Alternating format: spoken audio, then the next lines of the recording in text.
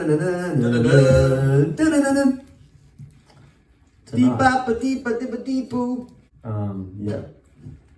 How we going? Hi. So Should we introduce ourselves? we should. My name is Logan, and My name is Marley. we are. No, we don't have a name. We're talking about. So we're going to do a series of I think 5 episodes about all the different eras of the Red Hot Chili Peppers leading up to their current, the new release that is coming out in April. So we were thinking of doing, like today we're talking about Red Hot Chili Peppers in the 80s. So there was four records that came out.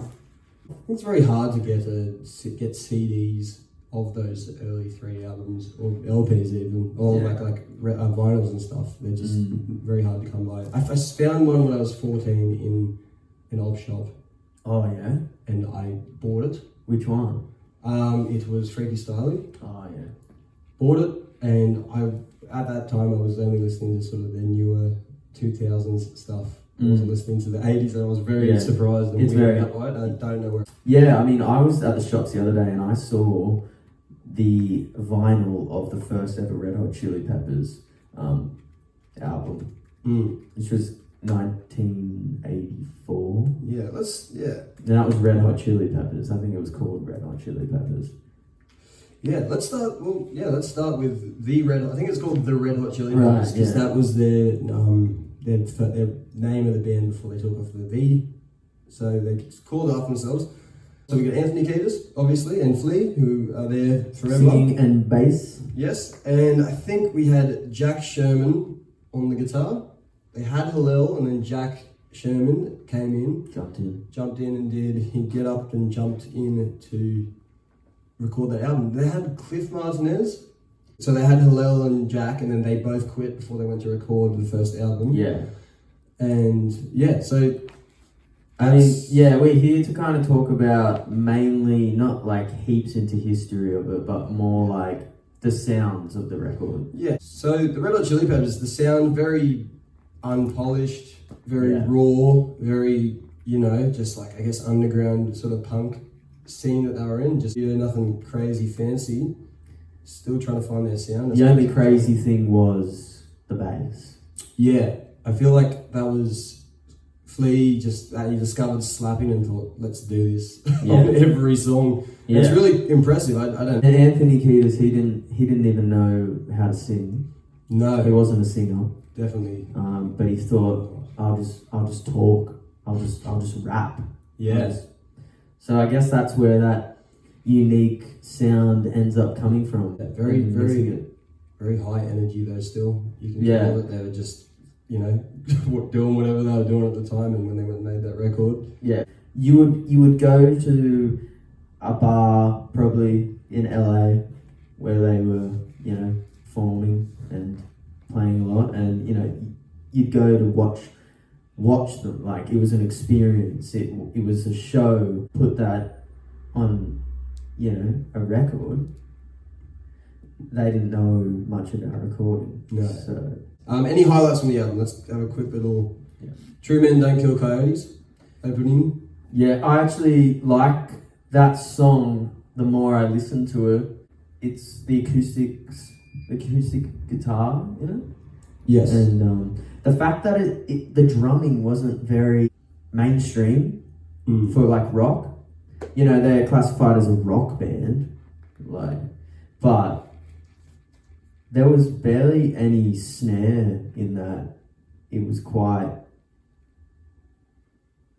like George of the Jungle. Yeah. That's kind of how it feels. Yeah. And for like a lead kind of single, you'd think they'd open with like, look, we're a rock. This is but no, and that kind of showcases their weirdness because while they had sex appeal, they were fucking really like weird as well. Yeah.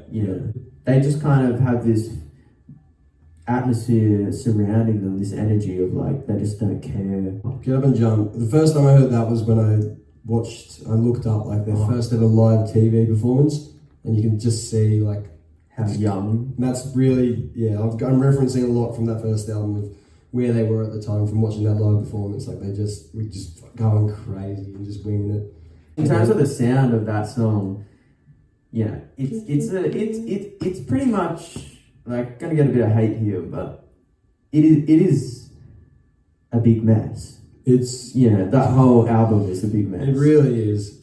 Yeah, I personally, it's not something I chuck on. You can quite often. It's a hard one to just sit and listen to. I feel one track that I actually enjoy. I think it was the guitar I liked in it the most. I'm pretty sure it's on this one, and it's Green River. Green Heaven. Green Heaven. Yeah. I really like that one. Go and listen to that. Green Heaven. It's off their first album. And then there's two songs I want to mention just before we move to the next album. Mummy Where's Daddy and Out in LA were two ones that on the first album they were massive staples of their set for many, many years. They kept playing those two songs. I think that was the second song they ever wrote, Out in LA. Out in LA, yeah. Yeah, Out in LA actually wasn't that bad. Yeah. Like, you can hear there's potential. Mummy Where's Daddy? That one is weird. It's really weird. There's the Pink Pop Festival they play in like 91 and they still play that at that. Like, so they kept it. Yeah. There must be something appealing to the audience about it, that they must get a good response or something, or I don't know. Like, I wonder what it's about. It sounds kind of like daddy issue-y, kind of. Yeah. Alright, shall we jump to Freaky Styley? Yeah, we'll go there. Yep. Second album. Okay, where can we start here? So 85. Yep, so we're going 84, 85 now. Now it's the return of Jack and Hillel back to record this album. Yeah. 90% sure? No. I think it's Hillel. But Cliff still. Yeah. Oh, okay. So yeah. Return of Hillel. So Hillel, first album, you actually hear him on. He tours with them.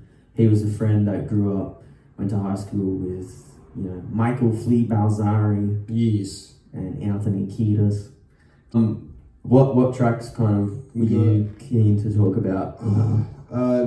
George Clinton recorded this one with them, so yeah, he definitely probably would have bring out like their, being really thumbs up for all their weird mayhem. He features like a little is he at the start of Hollywood, I think, or something?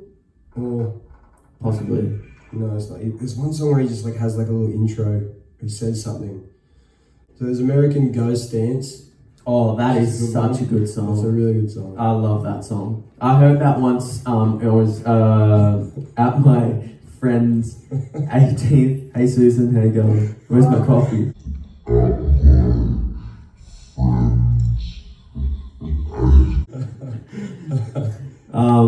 I was at my friend's 18th or 17th or something, and he was just chilling in his backyard. We had a few drinks and a fire, and American Ghost Dance came on, and I was like, this sounds like Chili Peppers a bit. And then he was like, oh, it is. And I was like, whoa, this is sick. He talks a lot in the 80s. He's singing a lot about kind of his American Indian culture. What's it called? Heritage. Yes. That's the word. And, he's got all the tattoos. Thank you, Susan. Thank you. Brings it a coffee. Yeah, cheers, mate.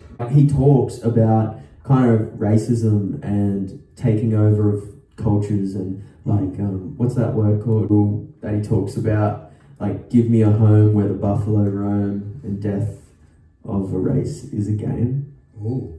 And it's just, talking about, the American Indian culture and how they were, stripped back of their homeland and their traditions. He talks about that a lot, and I really like that about that kind of part of the 80s, because eventually, as time goes on, he doesn't talk about that cultural things anymore. Definitely slips away. Yeah, he kind of shifts more into love and relationships. Yeah, there's a lot. That's what I find interesting about the 80s. Definitely the lyrical content is more interesting, to an extent, than the more recent stuff. Which is probably why it didn't make it. None of these albums made it that big, because it wasn't a worldly. Yeah, it wasn't a mainstream topic to talk about. Yeah, exactly. So it's good. It's good to just come back to their roots, and you can tell they're not making these songs to be big at all at this point. They're just doing it. They're passionate about it. Yeah.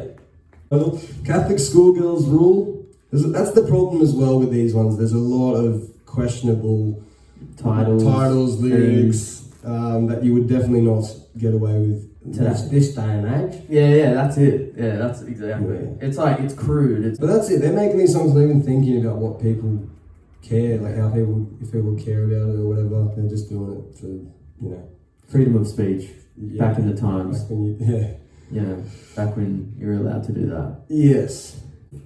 The style was pretty much the same, like as the first album. Like there's only a year in between. Yeah. Yes, they got Hillel, so the guitar like is kind of cool, but it's the overall sound is pretty similar to the first album. Next album, I think, is when they really start to show that they're starting to mature and be, because there you go, 87. We're going to move to the Uplift Mofo Party Plan. The Uplift Mofo Party Plan. Yeah, a plan based on a band based off a plan. Well, yep. And then I think this one, they've got Jack Irons back in. So this is the first one where they've got the original lineup, the only time first ever. 87, so they had a couple of years to grow and tour more and find their sound a little bit better. Yeah. I think better quality recordings as well on the Uplift. This is where in the songs, the choruses are a lot more catchy and memorable, I think. So songs like Fight Like a Brave, which is a brilliant song. Very, very just like style hitting rock. Super like chanty. It's a bit of like an anthem kind of song. And it's also where we start to see more of that mainstream structure of verse, chorus. So, and Anthony's vocals are seeming to improve a lot more here. Yeah, I find you can just, there's more melodies a bit as well. Yeah, more melodies rather than just rambling about a lot of things, which is what he's doing. But the thing about it is that he's still getting help with those melodies. You can hear like Flea, Hillel, whoever else was there in the studio. They sing along with him. Like you can tell that's why it sounds a lot anthemy, like in the 80s. Yeah, a lot of the melodic kind of choruses were quite anthemy. Gang vocals, just yelling, and all that sort of stuff.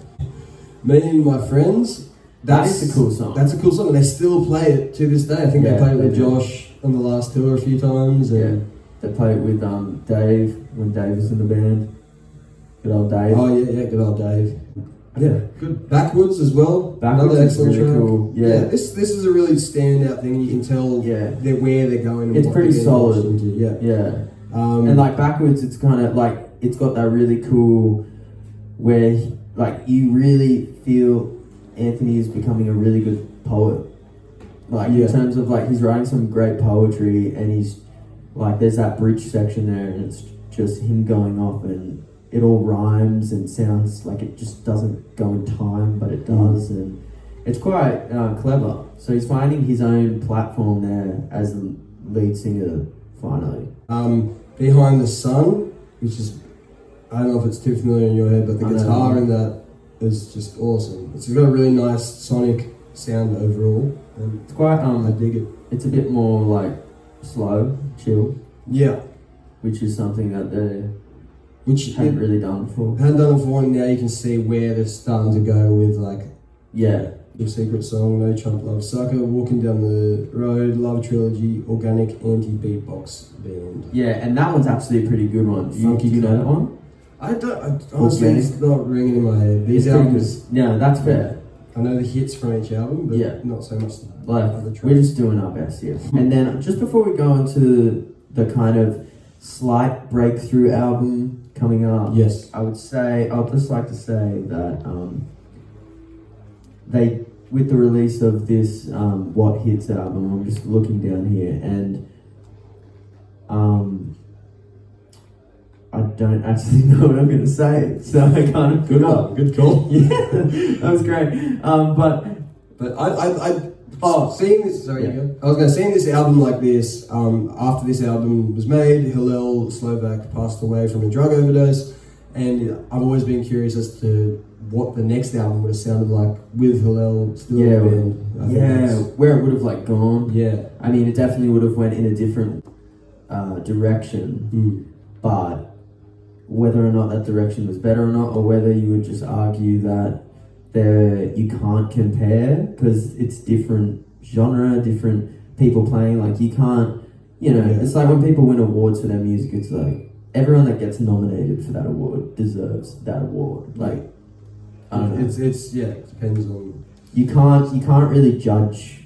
You can't win medals for art in a sense. Mother's Milk, next album. This is the last one we'll be talking about today in this segment. Released in '89.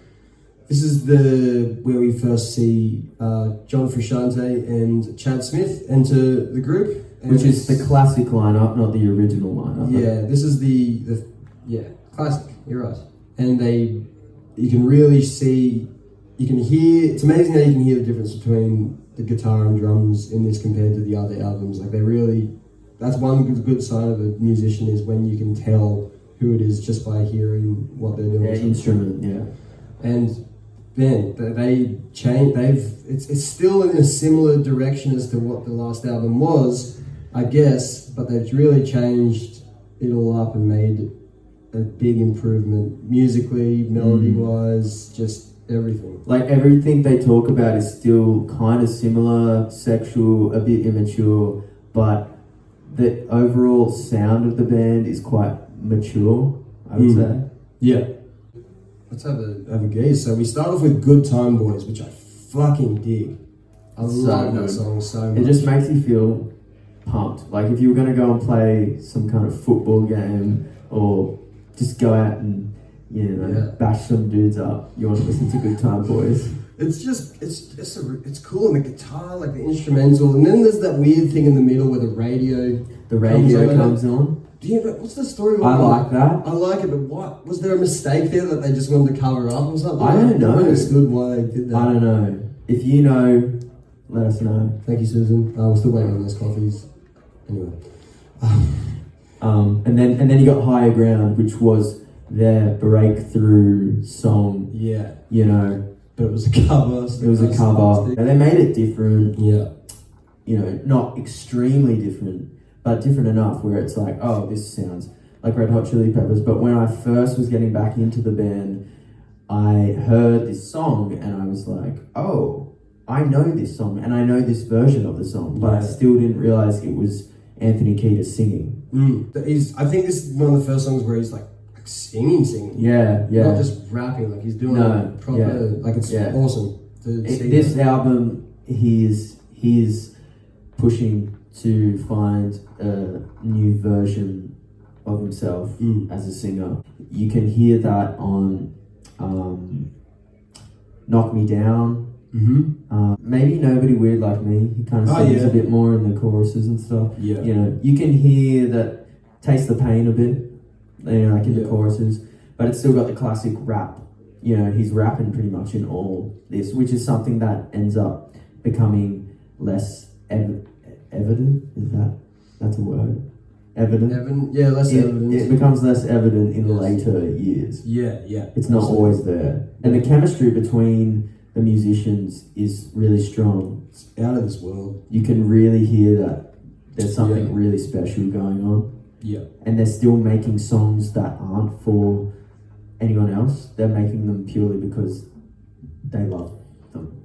And I think it's also incredible just the age here. John Frusciante was 18 years old when he made this album. That's insane. Yeah. And I think he's definitely sort of like, it was like a blessing and a curse for him personally. Like I'm sure he didn't want to be famous, but he was too good to not be famous. So the songs he just wrote were just too good that people just started loving them. Yeah. And it just pushed them into, stardom. It's a good one. Johnny Kick a Hole in the Sky. You like that one? Yeah, I don't mind it. It's obviously about John. I'm assuming they've written that just when he joined the band. Reach for the Sky. And then you got songs on here that are weird still, like Magic Johnson. Do you know what Magic Johnson means? Like, yeah. Like a magic. You're downstairs. Magic, which is a very strange thing to write about. Yeah, and the song itself sounds like it's about a football game, a football match or something. It's very drum, kind of like what's that? You're a drummer. Logan's like on toms and stuff. No, like the snare, like marching Oh, band. marching band snare, yeah. Kind of like that. But I feel like you can hear really old school Chili's, even though this is old school, you can hear, like on Subway to Venus, you can hear the weird tones that Anthony uses in his voice. Like, he sounds like a kid. Yeah. You know? And I think also something to note here about sounding like their old stuff. John Frusciante was a massive fan of the Chili Peppers' previous work, so he was heavily influenced by Hillel Slovak. So there's still that channeling of Hillel in the album, I suppose. There's still like, John is great, but he still hasn't come into his own yet. Yeah. He's trying to sound like what the Chili Peppers were. Yeah. And I think later on we find that he pushes them to what they need to kind of be. Yeah. The next album, which we will get to next episode, is that's they definitely aren't trying to be like anything. They're just letting whatever happens happen, which was probably what makes it such a good album. But that's for another. That's for another day. That's for another day. And like I was gonna say, there's a few covers on here like High Ground. Fire is actually a Jimi Hendrix cover. There we go. And you know, but there's still that them talking about things that probably aren't right for the time now, like Sexy Mexican Made. I don't know. I mean, but also like it's a good song. Mm-hmm. And then it's very funky. This album, it's quite heavy actually. Yeah, the guitar tone, I think you find a lot in their later stuff, it's got more of a clean sound, whereas there's a lot of crunch here in the guitar tone. Yeah. And you know, you can hear John singing, which becomes a vital part as an instrument of the band. Absolutely. So that's pretty sick. And I did want to quickly talk about Pretty Little Ditty. Oh, so good. And it really showcases both Flea and John's telepathic connection. They're playing, like they just bounce off it's each other. It's almost like a jam. It really probably got in the studio and just jammed it out. Like it was definitely not written down, I don't think. I feel like they just I know, it's really cool. And the guitar riff. There's that, you know, that like famous guitar riff in it? Yeah. Did they come up with that? I don't know. Because I haven't heard that in anything earlier. Because you know that song where it's like, you're my butterfly, sugar, baby, come a lady, come. Yeah. And then you hear that guitar riff? Yeah. And that was out in like 2001. Yeah, true. And then I heard it in this and I was like, well, this is 1989. Maybe might be sampled. And you can also hear Sweet Child of Mine at the end of like Stone Cold Bush or maybe punk rock classic. Maybe this album's influenced a lot of people that we don't even realise. Yeah, you can hear the beginning riff of Sweet Child of Mine for like split 5 seconds. I don't think I've noticed that. That's cool. Yeah. But yeah, that kind of concludes the 80s. Yeah. As best as we can. Yeah. I mean, it's definitely, for us a lot harder to dive deep into those albums. I'm sure we weren't alive. We won't be alive for a long time until we get to, I don't know, 98? 99? The 99 album, yeah. But yeah, it's 80s, it's definitely a band. A lot of these other bands like studying their roots and like, I mean, both of us being musicians, you understand like what it's like to just trying to play whatever you can and just get influenced by, you know, your idols. Yeah. So, but it's kind of cool though. Like a lot of bands now, it's like they release one single and then they're famous, you know, off one song. Where it's kind of cool to see a band in action constantly releasing so many songs, and it's not till their 4th album that they finally have some sort of breakthrough. So it shows that the hard work pays off. Like they were 30 when they released Mother's Milk. And as musicians now, being only in our early 20s, it's kind of, you know, you think, oh wow, I've been doing this for years and I'm getting nowhere. But like when you hear about stories like that, you know, it makes you keep going. Yeah, it's kind of crazy. Like sometimes, a lot of people would, if they're not made as musicians by their mid-20s, they're like, oh well, I've got to get a job now. Whereas these guys are like, no, fuck it, we're just going to keep making records until someone loves it. That attitude kind of influenced me growing up. Yeah, it's good. And it still does. Alright, I'm Logan. I'm Marley. And this is something. psychedelic sex funk made from heaven. We're gonna perpetrate the funk into your anal cavity like this. Yes. So pay attention, because we're talking 90s episode next week. Next time. So Next time. Get ready for that. Should be fun. Alright. Catches. And now we just like sit back and like this is where we talk. Yes. And then like the music is like playing down. Yeah. It's like when like in the news when When they like the news theme starts and they just sit there and they're doing their like paperwork. Yes. And they're like freaking Kent Brockman. Okay, I feel like that's good now. Okay. Roll credits.